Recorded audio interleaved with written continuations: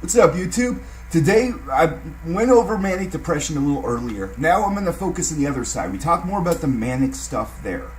And, I'm going to get back into that in a few ego videos. So now we're going to talk about depression. And now when you are depressive feelings or depressive issues, or you see offenders that obviously suffer from this. Now, what does it do? And how does it affect the crime in the forensics world? Well, now, as forensic scientists are like, I'm going to educate you on how this affects a lot of crimes. Now, you can see people that have killed family and then tried to commit suicide themselves. Or you see spree killers that are depressive. So how does depression lead to this behavior? Well, you may have a guy that loses his empathy in a situation and he's extremely distressed, but some of these people will self-medicate with violent behaviors, or they will self-medicate with toxic influences and toxic ways of thinking. And because of that, then you end up with people like the guy in Colorado who were embracing this idea of being a movie villain. Or Sylvia Segrist, obviously, she probably had some depression. She had paranoid schizophrenia and psychosis, but she probably had these depressive feelings. She self-medicated with negative stuff. And this is where you can have some depressive people use drugs, and then they end up becoming career criminals, just doing, pretty much conventional robberies and stuff. And some other depressive people can become more like a mass murderer, and they feel less valued by society and worthless and useless. So they turn around and act out. And this acting out is where we're starting to see where the depression comes into play.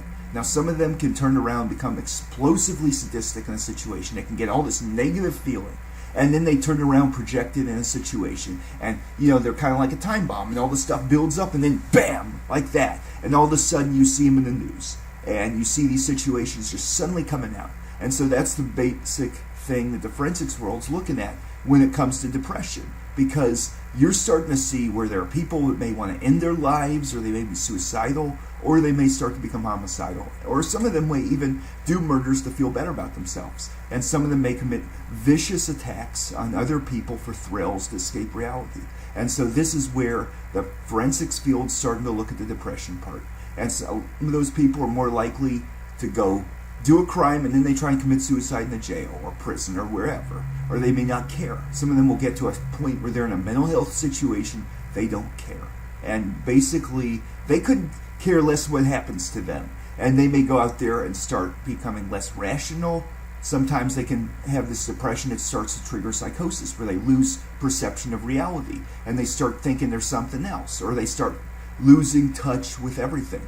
And so the depression, trigger, Christine Marie Riggs in Arkansas had severe depression, wanted to kill her kids because she wanted to commit suicide, and then she just asked for a death sentence, wanted to end her life.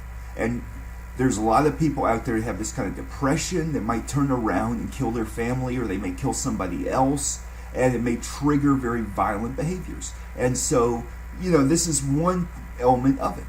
And with drugs, it can complicate the situation too, where they may start to do more conventional crimes, where they are robbing or conning and manipulating other people. And some people can get depressed to the point that they don't feel regards for other people anymore, and they lose their oxytocin levels, and their dopamine serotonin is so low that they just can't sit down straight, and they're always getting mad and always getting angry and agitated. And so, this is one part of the forensics field that we are really looking at. And this is my video, and thanks for watching.